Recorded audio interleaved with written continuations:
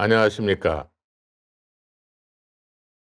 오늘은 태천, 선천, 후천으로 이어지는 하늘의 역사부터 설명하도록 하겠습니다. 태초에 하나님께서 말씀으로 창조하시기 이전에는 해와 달과 별이 존재하지 않았으니 하늘과 땅도 없었으며 그 어떠한 생명체도 존재하지 않았습니다. 이때를 하늘도 없고 우주도 없다 하여 무주공천이라 하니 하나님의 신은 무주공천에서 말씀으로 흐르시며 운행하심입니다. 이때 스스로 하나 신령님으로 나오신 분이 계시니 처음이요 시작이신 알파화라 하시며 하나님과 함께 하심입니다. 태초에 하나 신령님이신 알파하님과 말씀의 하나님이신 마마 하나님께서 함께 하시니 태초에 어버이님이 되심입니다. 태초에 말씀의 하나님께서 빛이 있으라 하심에 창조가 이루어지게 되었고 그 모습이 보시기에 좋으시다 하셨습니다. 처음에 하나님께서 말씀으로 천지 만물을 창조하심으로 태초에 말씀의 하나님이 되심이니 태초에 말씀의 하나님은 마마 하나님이시며 그 명호가 화산나 하나님이십니다. 하나님께서 창조하실 때 알파하께서 그 곁에서 날마다 기뻐하셨음입니다.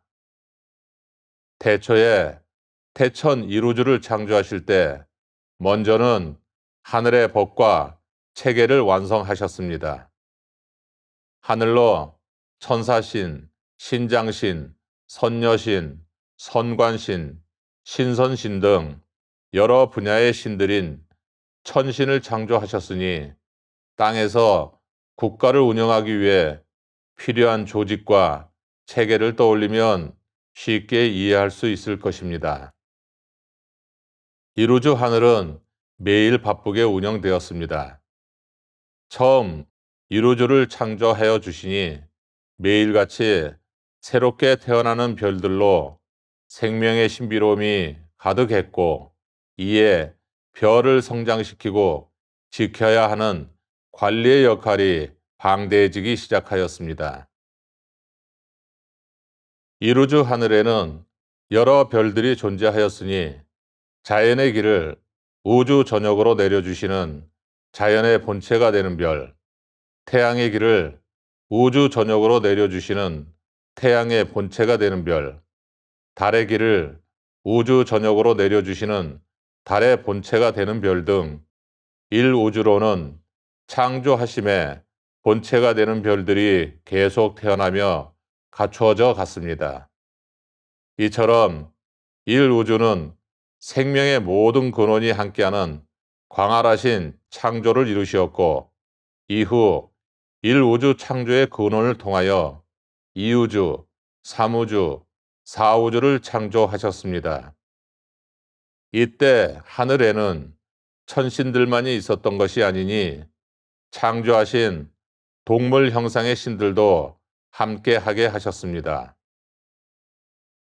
천신들은 아름답고 우아하며 그 역할에 맞는 모습이 되게 하셨고 동물 형상의 신들 또한 그 역할로 창조의 주심이었으니 이에는 하늘의 뜻하심과 사랑하심이 온전히 함께 하셨습니다.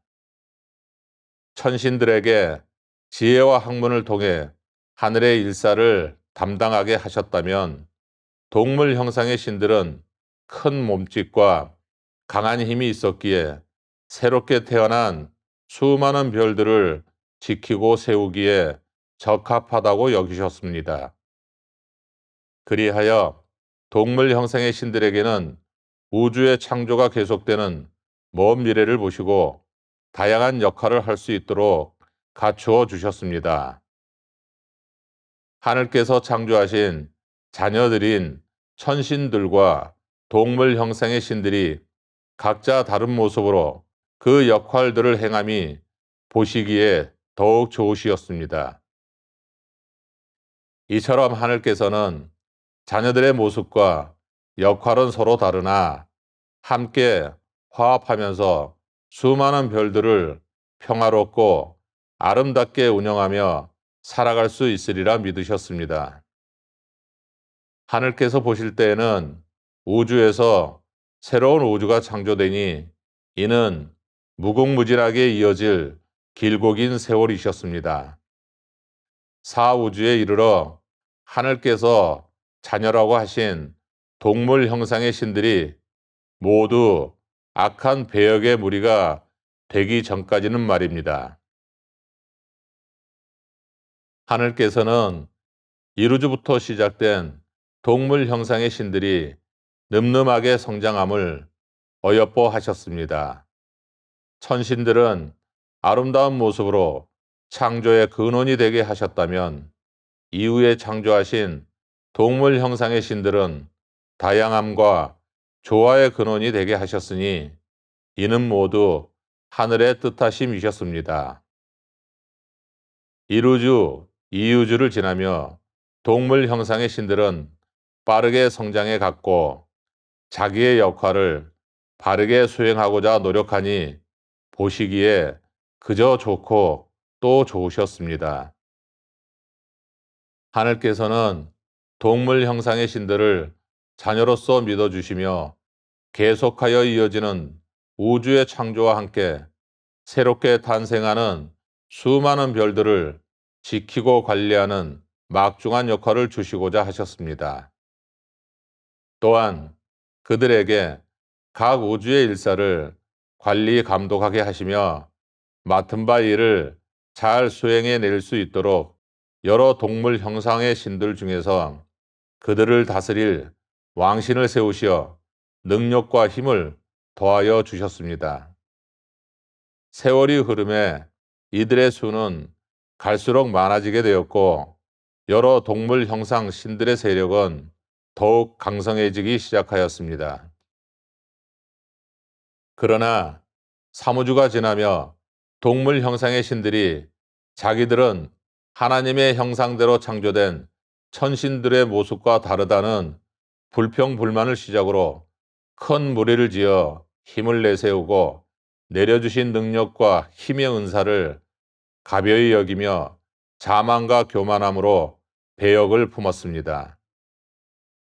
사우주가 창조된 때에 이르니 배역의 무리들이 창궐하여 악의 선천시대가 시작되었습니다.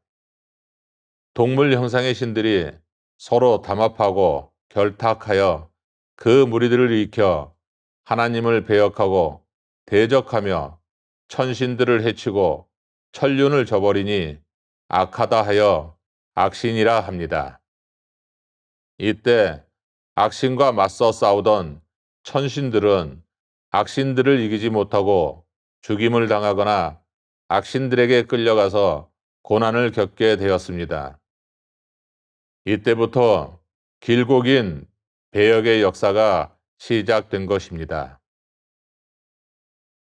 태초의 말씀의 하나님께서 아무리 하늘의 자녀라 하여도 더는 붙들 수가 없음이라.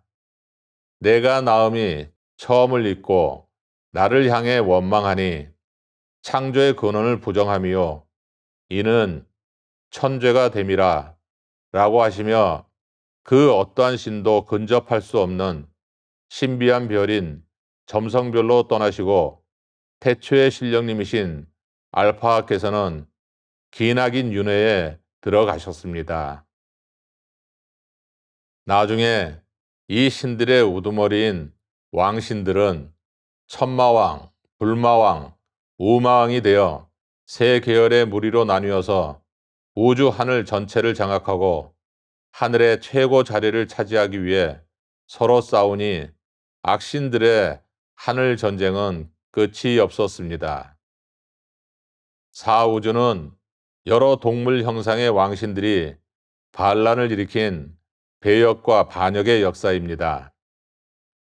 사우주 이후로도 말씀이 흐르심으로 창조는 자연히 이루어졌고 72우주에 이르기까지 동물 형상의 왕신들은 각 계열대로 수경의 별을 다스리며 하늘의 권세와 영화를 누렸습니다. 선천의 천마왕은 만왕의 왕이 되고 불마왕은 8만 4천 왕의 왕이 되며 우마왕은 5만 왕의 왕이 되어 자기들을 하나님이라 신령님이라 칭하였습니다. 또한 이 신들은 14만 4천 왕들을 이끌고 세력을 확장하여 대우주 하늘의 천좌인 극락전을 놓고 자기들 간에 전쟁을 계속해 왔습니다.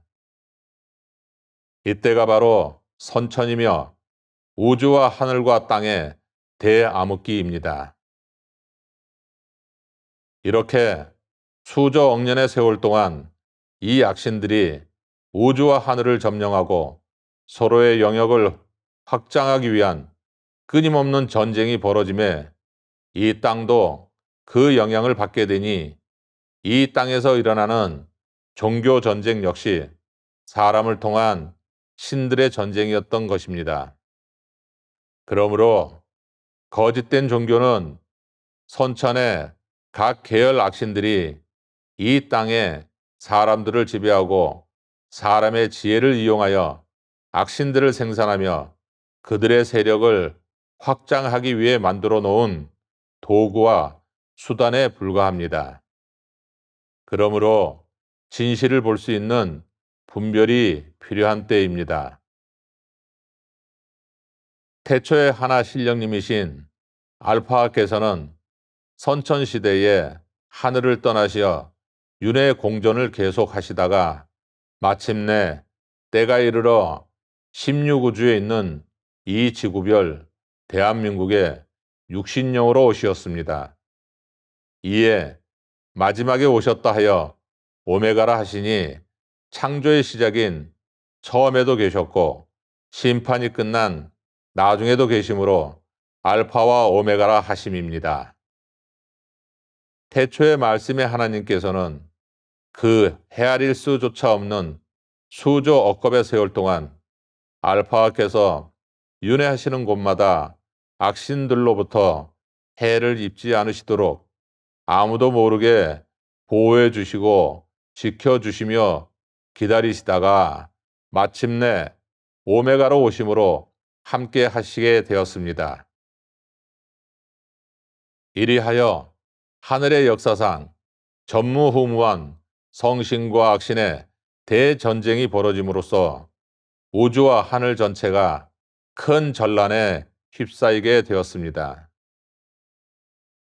때에 이르러 태초의 말씀의 하나님과 알파와 오메가님의 천세와 천능과 천권인 심판의 철장의 권세로서 새 무리의 천마왕신, 불마왕신, 우마왕신과 선천의 악귀 악신 계열과 계보를 지위고와 상하 구별 없이 전체 다 재령으로 멸하여 영원히 무로하시고 태초, 태천, 태조의 천좌이신 천국의 극락전에 태초의 말씀의 하나님과 알파 오메가님이 전지전능하시며 거룩하신 주님의 자리에 함께 오르셨습니다.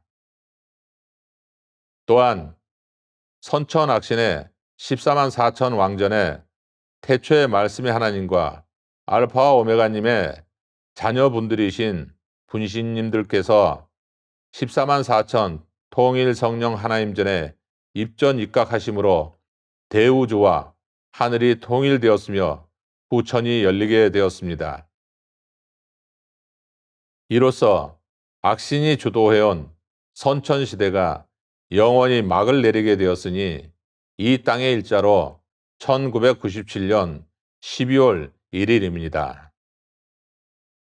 이로써 태초의 말씀의 하나님과 알파와 오메가님께서 함께 계심에 주님전이 되시고 12하나님전과 14만 4천 전체 통일 성령 하나님께서는 후천의 천지신명 하나님전이 되심입니다.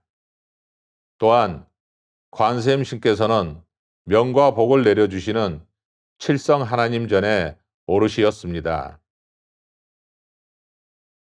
주님 전에서 말씀으로 동서남북 24방, 5방, 6방, 12진방, 천체 1월 성신령, 천지자연, 우주 만물과 무주 공천에 있는 전체 악귀 악신 등 선천의 후진신의 너컨신령백은 그 지위와 상하 구별 없이 전체 다 재령으로 멸하여 영원히 무로함을 선포하노라. 오직 성령과 성신만이 거듭나리라. 이로써 다시는 배역이 없게 한다 하시며 태초에 말씀해 주 알파와 오메가님의 명과 법에 의하여 대우주 하늘을 제국천이라 명명하시고 제국천 천명으로 제국천 천법을 발효하셨습니다. 제국천 천법은 5월 초에 천비록 개정판이 출간되니 참고하시기 바랍니다. 땅에서의 명호는 대웅 엘리야 도사신령 하나이님이시니 대웅이라 하심은 불도를 통하여 이루신 명호이시고 엘리야라 하심은 손도를 통하여 이루신 명호이시고 도사신령 하나이님이라 하심은 유도를 통하여 이루신 명호이십니다. 나는 그분의 제자이며 태초에 말씀해 주 알파와 오메가님이신 주님 전과 천지신명 하나님 전의 신앙자입니다. 이에 불도를 통해 대광이라 내려주셨고 선도를 통해 엘리사라 내려주셨으며 유도를 통해 천지인이라 내려주셨으니 대광 엘리사 천지인이라 합니다. 나는 그때 그 자리에 있었기에 내가 증거하는 이가 되었음입니다. 대우주 하늘에 심판하심으로 하늘에서 쫓겨 내려온 악신들은 숨을 곳을 찾아 이 지구 땅에 들어왔습니다. 악신들이 이 땅으로 내려온 것은 이곳 16우주 지구만이 유일하게 우주에서 심판하지 않으신 곳이기 때문입니다. 이 땅에는 천지신명 하나님전을 신앙하며 악신과 싸우는 이들이 있기에 너희가 하늘에서와 같이 땅에서도 이루라 하시며 하늘이 후천이 되었음을 이 땅의 사람들이 알지 못하므로 마지막 심판에 앞서 기회를 주신다고 하심이니 전에도 없었고 앞으로도 없을 오직 이때와 이 시기만이 기회의 시기임을 알아야 합니다. 이때 이 시기란 배역의 사우주로부터 시작된 선천시대가 72우주에 머무니 이날에 이르러 처음이요 나중이신 알파와 오메가님께서 창조 이후로부터 이 땅의 윤회를 지나 태초의 말씀의 하나님과 함께 태초, 태천, 태조의 영생 영광으로 오시어 선천의 악신들을 심판으로 전체 다 멸하여 무로 하시고 성령과 성신의 대우주 하늘인 후천을 여심으로써 이 땅에도 하나님의 형상대로 지으신 사람들에게 선천 땅의 자녀가 아니라 후천의 하늘 자녀가 되라 하시며 마지막 기회의 은사로서 내려주시는 지금의 때와 시기를 말하는 것입니다. 하늘께서는 영혼을 위한 창조를 하시었습니다. 그래서 영을 두시었으니 영만이 영생이며 영혼의 개념을 담을 수 있기에 영을 통해 사람을 구원해 주시고자 하심입니다. 태초에 하나님께서 땅을 창조하시고 각종 생명 있는 것들과 하나님의 형상대로 사람의 모습을 지으셨으며 그들에게 생육하고 번성하여 땅에 충만하라, 땅을 정복하라 하시니 이는 사람에게 만물의 영장이 되라 하심입니다. 태천 시대의 사람들은 천사님들처럼 날개가 달린 아름다운 사람들이었습니다. 오직 태초의 창조주님이신 하나님 전에 감사 경배 찬양으로 신앙하며 하나님 전에 말씀대로 살아가니 땅은 평화로웠습니다. 그러나 하늘에서의 배역으로 인해 악신들의 선천시대가 되니 땅도 혼란으로 악의 씨앗이 자라나게 되어 사람들 역시 갈수록 타락하기 시작하였습니다.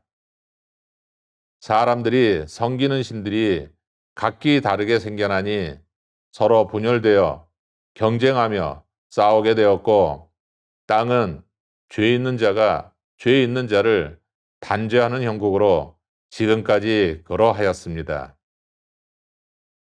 지금에 이르러 하늘이 통일되어 후천이 열렸음에도 하나님 전에서 땅의 혼란을 두시는 것은 사람들에게 기회를 주시며 너희의 땅과 스스로를 정화하라 하심입니다.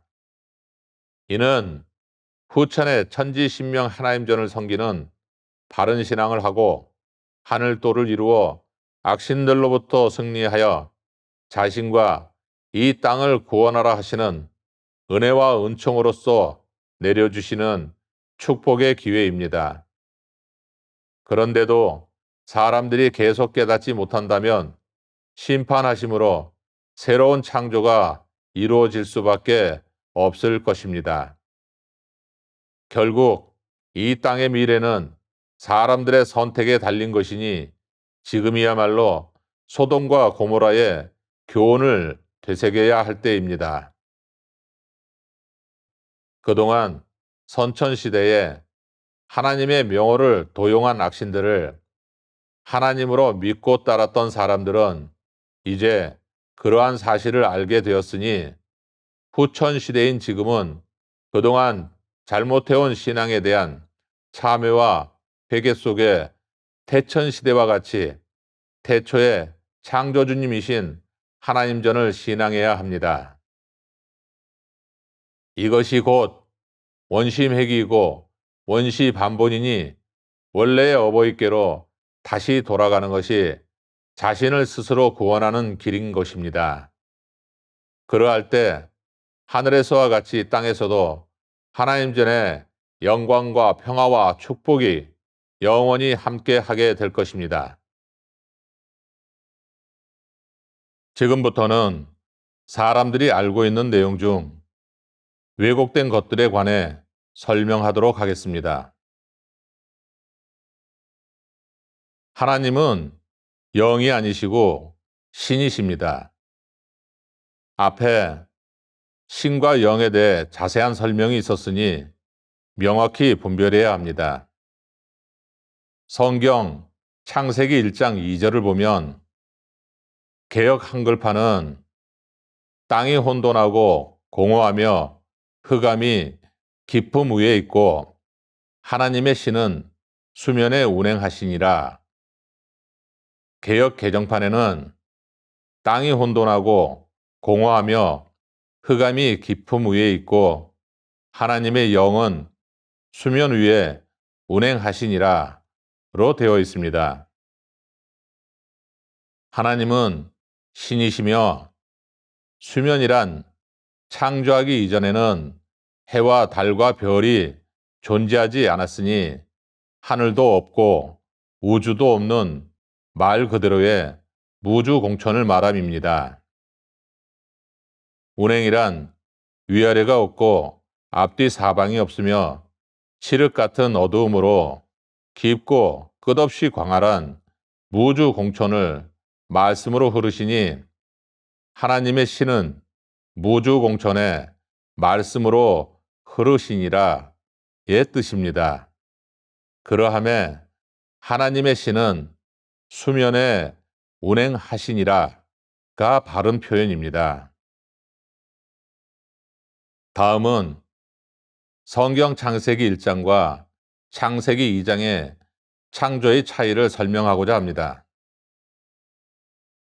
창세기 1장에서 태초에 말씀의 하나님께서는 모든 창조를 말씀으로 이루시고 사람을 마지막에 창조하시니 남자와 여자를 창조하시어 그들에게 복을 주시며 이르시되 생육하고 번성하여 땅에 충만하라. 땅을 정복하라. 바다의 고기와 공중의 새와 땅에 움직이는 모든 생물을 다스리라 하시고 내가 온 지면에 씨 맺는 모든 채소와 씨 가진 열매 맺는 모든 나무를 너희에게 주노니 너희 식물이 되리라 하시었습니다. 그때의 사람들은 현 인류의 모습과 비슷하지만 천사님들처럼 날개 달린 아름다운 사람들이었습니다.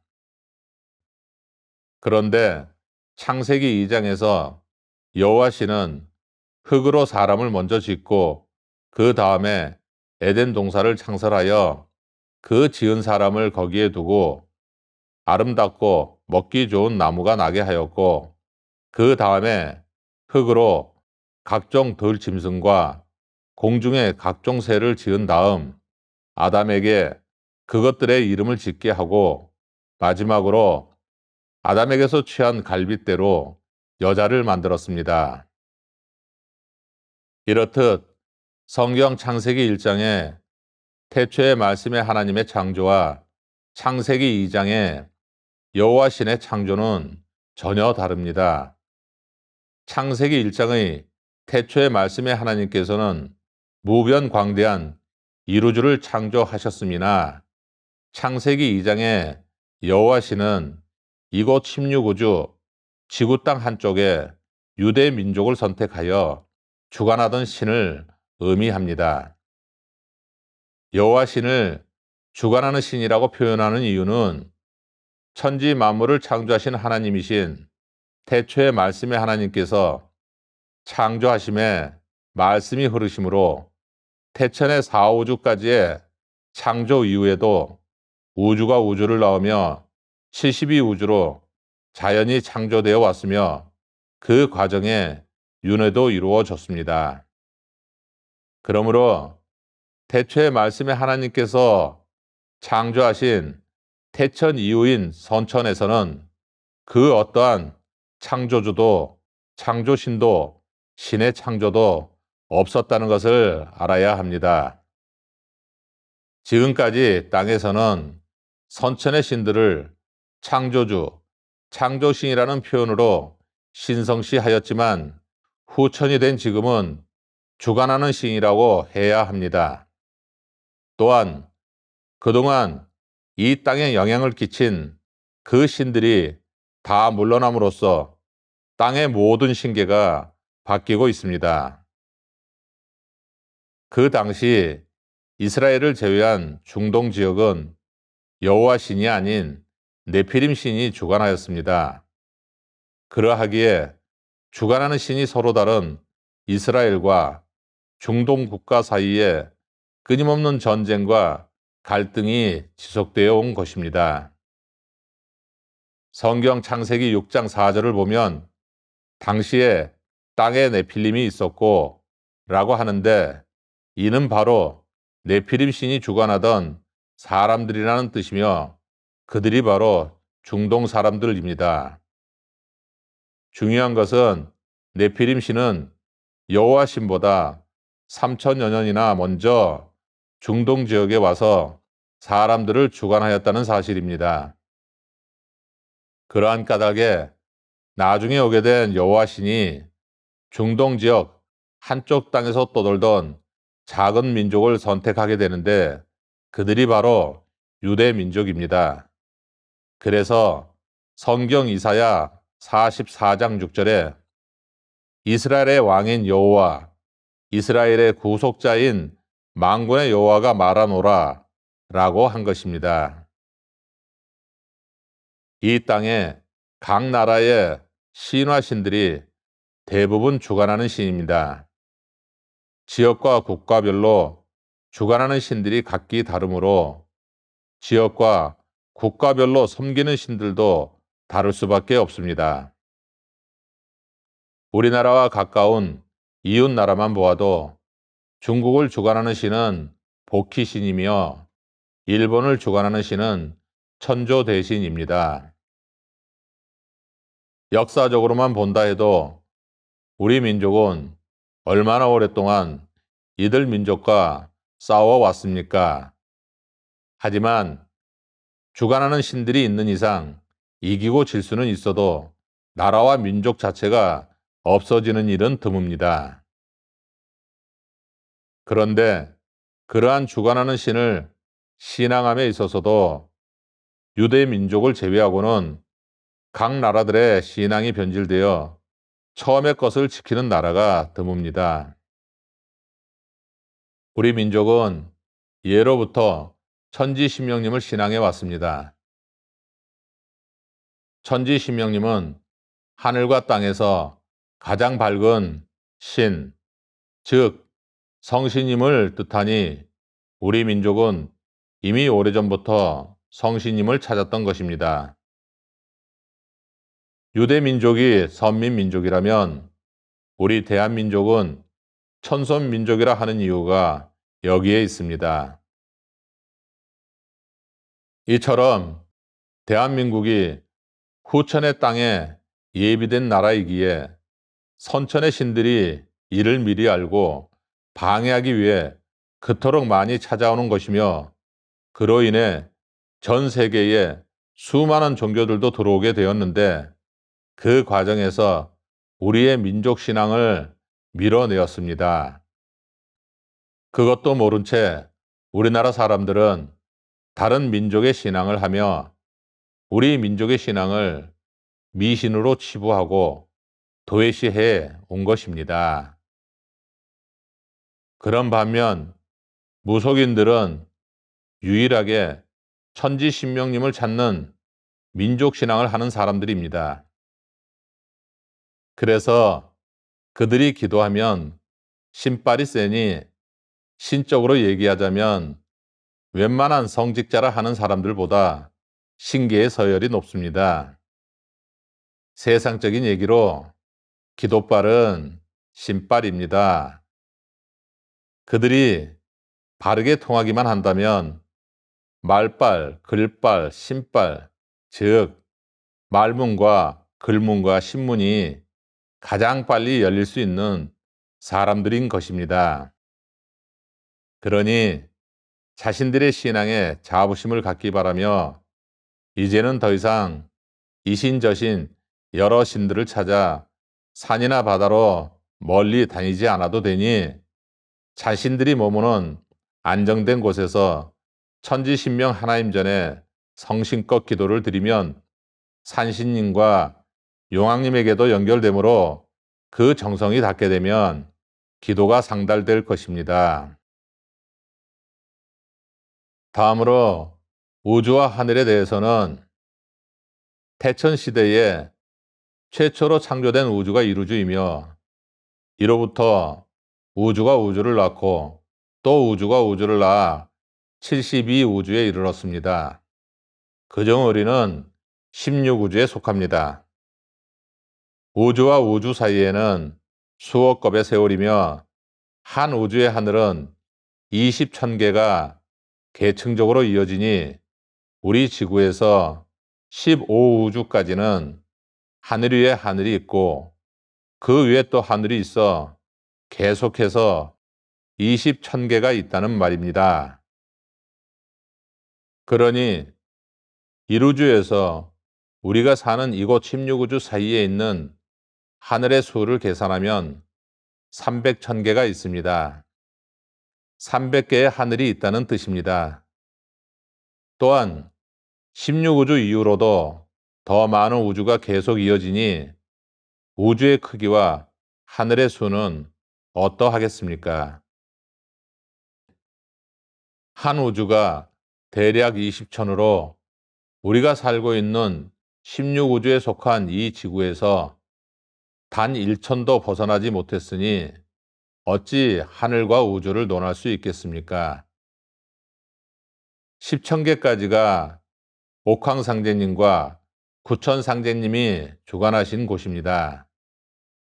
옥황상제님은 하늘의 첫 관문인 1천계에 계시며 구천상제님은 구천계에 계시고 그 위로는 옥황상제 하나님전과 구천상제 하나님전이시며 20천계가 16우주 하나님전이십니다. 그 위로 15우주까지는 21천계부터 시작되니 사람이 논하는 하늘은 1천을 벗어나지 못합니다. 사담으로 보통은 관을 하여 하늘과 우주를 본다고 하나 1천계를 보기도 어려운데 우리나라 도인 중 10천계까지 보았던 이가 있었으니 그 또한 대단한 것입니다. 우주에는 별의 수가 수경이 넘습니다. 이 별 중 북두칠성은 아버지 별이고 동방해성은 어머니 별로 새벽별이라고도 하며 삼태성은 수경이 넘는 별을 관장하는 별입니다. 또한 태양은 72태양이 있고 달도 72달이 있으며 지구도 72지구가 있습니다. 극락은 태초의 말씀의 하나님과 알파와 오메가님이 함께 하시는 주님전이십니다. 극락은 대우주 하늘의 주재자로서의 자리인 천좌이기 때문에 선천시대의 악신들의 왕신이었던 천마왕, 불마왕, 우마왕이 그 자리를 차지하기 위해 수조억 년의 긴 세월 동안 전쟁을 해왔으나 그 어느 신도 온전히 극락을 차지할 수 없었습니다. 처음에는 아미타불 신이 극락에 들어갔으나 천마왕 신과 우마왕 신이 합세하여 공격하니 800여 년 만에 물러났고 그 이후 여호와 신이 들어갔으나 이번에는 불마왕 신과 우마왕 신이 합세하여 공격하니 500여 년 만에 물러났습니다. 그만큼 극락의 천좌를 지키기란 어려웠던 것입니다.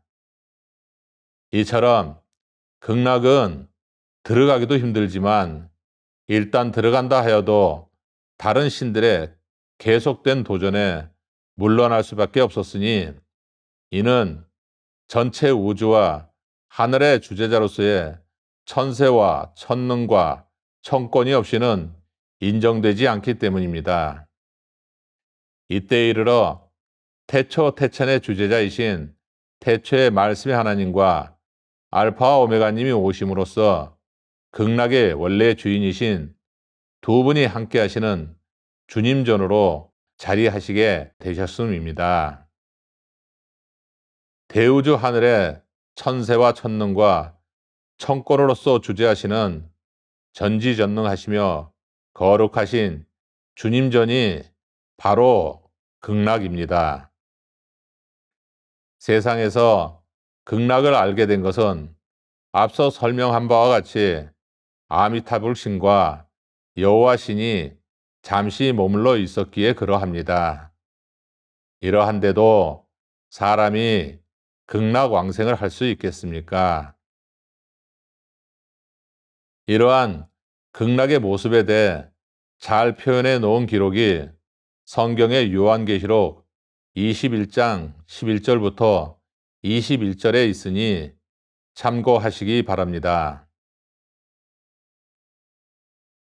천당은 14만 4천 전체 통일 성령 하나님이신 천지신명 하나님전이시며 천국은 천지신명 하나님전에 주재하심 아래 천신인, 천사신, 신장신, 선녀신, 선관신, 신선신 등 성신님들이 함께 하시는 하늘나라입니다.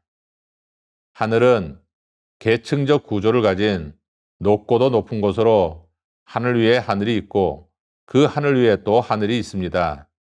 그러므로 하늘에는 그 머무시는 궁정과 궁성 또한 무수히 많습니다.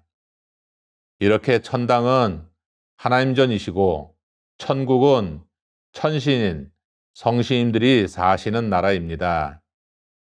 그러므로 사람 신은 성신이 아니기에 천국 또한 절대 갈 수 없습니다. 이러한데도 사람이 믿기만 하면 천당과 천국에 갈 수 있겠습니까? 지옥은 사람들이 말하는 것처럼 죄 지은 영혼들이 가두어져서 벌 받는 곳이 아니라 사람이 죽어서 사람 신이 되어 사후세계에서 고통스럽고 비참하게 살아가는 이 땅이 바로 지옥인 것입니다. 천년 왕국에 대해 여러 설이 있는데 사람이 죽으면 육의 첫째 사망이며 이후 사후세계로 간 사람 신은 신의 세계를 알지 못해 대비하지 않았기에 갈 곳이 없어 후손들의 몸을 옮겨 다니며 500년 내지 1000년을 비참하게 얹혀 살다가 죽습니다. 이 사람신의 죽음이 둘째 사망입니다.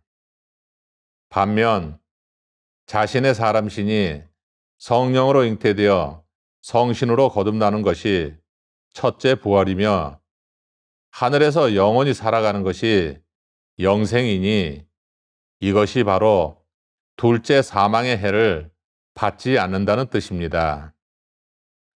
후천의 천년 왕국은 땅에 세워진 왕국에서 천년을 사는 것이 아니라 생명책에 기록된 성도가 하늘의 새 이름인 자신의 별에서 영원히 사는 것을 말합니다. 이는 육을 떠난 이후 모든 윤회에서 벗어나 후천의 하늘나라에서 성신으로 영원히 살게 된다는 뜻입니다. 여기서 성도라 함은 후천의 하늘을 찾아 기도하는 이들이라 하심입니다. 그러므로 후천의 하늘을 찾고자 하는 이들이라면 세상의 종교와 도에 한정되지 않음이니 저마다 그 담은 그릇은 다를지라도 모두에게 기회를 주신다고 하심입니다. 그러니 이 땅에서 천년을 산다는 삿된 소리에 현혹되어 인생을 허비하고 있는 사람들이 있다면 지금 당장 벗어나야 합니다. 천년을 살기 이전에 100여 년 중 자기의 얼마 남지 않은 소중한 인생을 더 이상 잃지 말고 젊은 사람, 나이 든 사람 모두 다 이 땅에서 사람으로 살아가는 마지막 삶이 헛되이지 않기를 바랍니다.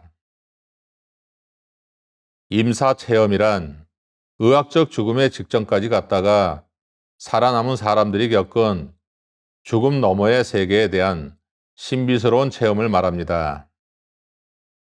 임사체험을 한 대부분의 사람들은 자신이 어느 곳을 다녀왔다고 하는데 그들이 다녀온 곳은 각자 서로 다릅니다. 어떤 이는 고풍스러운 전통 궁궐에 다녀왔다고 하고 어떤 이는 서양식 궁성에 다녀왔다고도 하며 또 어떤 이는 자신이 믿는 종교에서 말하는 지상낙원에 다녀왔다고도 합니다. 그러면서 그들은 대부분 자신이 하늘에 다녀온 것이라고 믿습니다. 그러나 임사체험을 한 사람들이 무엇을 보고 어떻게 느꼈든지 그들은 결코 하늘에 다녀온 것이 아닙니다. 다만 이 땅에 있는 신계의 극히 일부분을 보고 왔을 뿐이며 그나마도 있는 그대로의 모습을 보지 못하고 악신들이 정해놓은 시나리오에 따라 보고 듣고 체험하고 온 것이 임사체험의 실상입니다. 신의 세계에서 사람은 아무 능력이 없으니 악신들이 체험자에게 성스럽고 화려한 모습을 보여주는 것은 너무도 쉬운 일입니다. 신의 세계에서는 도가 있어야 신의 본 모습을 꿰뚫어 볼 수 있는데 사람에게는 신으로서의 도가 없으니 신들이 보여주는 대로 보고 들려주는 대로 듣고 느끼게 해주는 대로 느낄 뿐입니다. 신의 세계에는 각종 동물 모습을 한 악신들이 있다고 했는데 동물 모습의 악신이라 하여 우리가 알고 있는 땅의 동물처럼 무리지어 다닌다고 생각하면 절대 오산입니다. 신으로서 그들은 사람보다 월등한 존재이며 사람이 도저히 할 수 없는 일들도 손쉽게 할 수 있습니다. 또한 악신들은 그들의 능력에 따라 이 땅의 은밀한 곳에 상상할 수 없을 정도로 호화찬란한 궁성이나 궁전, 궁궐 등을 거대하게 지어놓고 화려한 모습으로 살아갑니다. 사람마다 임사체험을 통해 다녀왔다는 곳이 서로 같지 않고 다를 수밖에 없는 이유는 체험자들이 각자 다른 신들의 영역을 다녀왔기 때문입니다. 결국 임사체험을 통해서 아무리 먼 길을 다녀왔다고 하여도 하늘에 다녀온 것이 아니며 아무리 밝고 눈부신 빛을 보고 따라갔다고 하더라도 그 빛은 하늘빛이 아닙니다. 또한 종교를 가진 사람들은 해당 종교를 주관하는 신과 연결되어 있어 임사체험을 통해서 그 사람이 신성시 했던 문양이나 기호 등을 보게 되거나 그 사람이 상상하며 믿어온 성과 비슷한 모습을 보기도 하니 그 웅장하고 신비스러운 모습에 그곳이 천국이라고 쉽게 믿어버립니다. 또 어떤 경우에는 자신이 믿고 따르는 성현의 모습으로 변장한 신을 보기도 하는데 사람들은 이러한 사실을 전혀 알지 못하니 임사체험을 통한 잘못된 믿음을 확신하기도 합니다. 그러나 본인이 무엇을 보고 느꼈든 실제로는 이 땅에 있는 신들과 그 신들이 연출한 장면일 뿐입니다. 그러므로 임사체험은 그 구체적인 내용보다는 죽음 이후에도 신의 세계가 존재한다는 사실을 알리는 데 그 큰 의의가 있습니다. 그러한 사실을 알아야 자신이 신의 세계에서 살아가기 위해 무엇을 어떻게 준비하고 노력해야 하는지 깨달을 수 있기 때문입니다.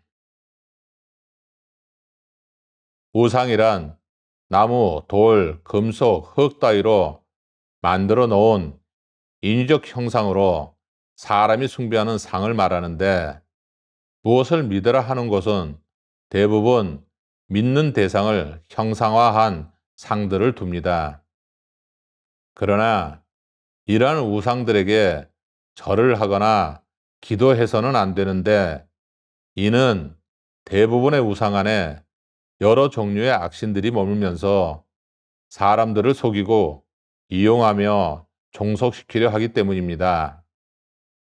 성스럽고 훌륭한 모습의 신들이 우상 안에 있으면 좋겠지만 실제로 그 안에는 도깨비신, 여우신, 호랑이신, 마귀신, 사탄신, 마귀천사신 등 각종 악신이 사람들의 기도를 받아 마음대로 취하고 있습니다. 물론 그러한 신들이 사람에게 어떠한 신비한 체험을 하게 하거나 현실적인 도움을 주기도 하나 그것이 다는 아닙니다. 되로 주고 말로 받는다라는 옛말처럼 악신들은 사람에게 세상의 이득과 약간의 도움을 준 뒤 신적으로는 모든 것을 빼앗아 가고 있으니 이러한 실상을 알아야 합니다. 절을 하거나 기도하는 과정에서 사람은 상에 머물고 있는 악신들과 연결되며 악신들은 그러한 연결을 통해 그 사람의 생기를 취하고 종속시킵니다.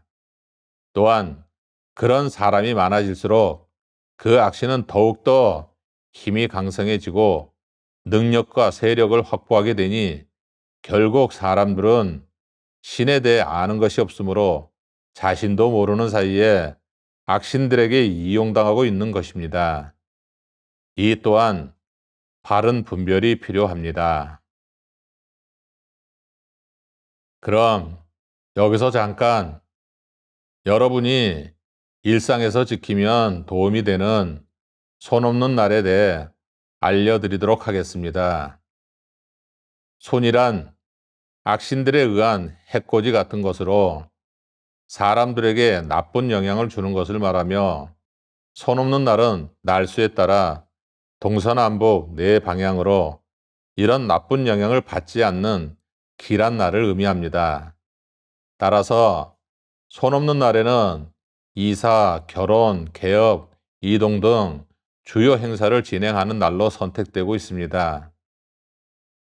음력으로 매월 중 일수가 9와 0인 날을 말하니 음력으로 9일과 10일, 19일과 20일, 29일과 30일이 해당합니다.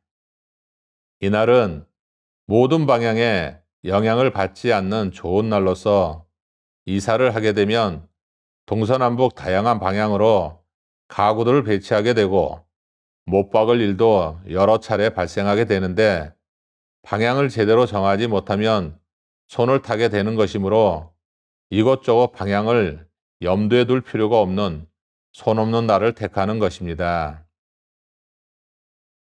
그러나 반대로 손 있는 날은 일종의 방이살 같은 것으로 자신이 있는 위치를 기준으로 날짜에 따라 동서남북 네 방향에 나쁜 영향을 주는 손이 있으므로 사소한 것 같으나 작은 불씨가 큰 불을 내듯이 작은 화가 큰 화를 부를 수 있기에, 이러한 화를 피할 수 있도록 생활 상식으로 알아두었다가 주요 일정을 정할 때 적용하면 유용할 것입니다. 따라서 이사를 하거나 이동할 때, 가구나 물건을 옮길 때, 특히 벽에 못을 박는 등의 행위를 할 때는 손 있는 날을 피해야 하는 것입니다. 즉, 이사를 하려는 곳이 서쪽이면 음력 날짜가 5일, 6일, 15일, 16일, 25일, 26일이 되며 이 날들이 서쪽 방향에 손이 있는 날이 되는 것입니다. 이러한 이유로 대부분 손 없는 날을 선호하기 때문에 날짜를 정하기가 어려운 경우들이 많은데, 손 없는 날을 맞추기가 어려울 때는 방향을 따져보고 손이 있는 날을 피해서 날짜를 정하면 됩니다. 예를 들면 이사하는 방향이 서쪽이라 하면 음력 5일, 6일, 15일, 16일, 25일, 26일만 피해서 아무 날이나 정해서 가면 됩니다. 또한 이날에는 가구 배치도 서쪽 방향만 제외하면 괜찮은데, 반드시 서쪽 방향에 가구를 배치해야 한다거나 못을 박을 일이 있으면 미뤄두었다가 손 타지 않은 날 하면 됩니다. 그러나 지나치게 매이지는 말고 날짜를 선별하여 진행하는 것이 힘들고 불편하다면 못 박는 것만 제외한 나머지는 상황에 따라 융통성 있게 하면 됩니다. 손을 탄 실례를 들어보면 오래전에 어떤 사람이 찾아와서 한쪽 눈이 아프다며 하는 말이 병원에서도 이상이 없다고 하는데 통증이 있고 눈을 뜨기가 어렵다고 하기에 보니 눈에 시커먼 못 동토신이 박혀 있었습니다. 그래서 혹시 최근에 벽에 못을 박은 일이 있느냐고 물었더니 며칠 전에 무거운 액자를 거느라고 벽에 대못을 박은 적이 있다고 하여 날짜를 확인해 보니 손 있는 날에 해당하는 방향이었습니다. 그래서 못 동토신을 뽑아주고 처리해 준 경우가 있었는데, 이렇듯 사소한 것 같지만 못 하나 박는 일도 세상 말로 동티가 나면 해를 입는 일이 생기는 것입니다. 손 있는 날은 다음과 같습니다.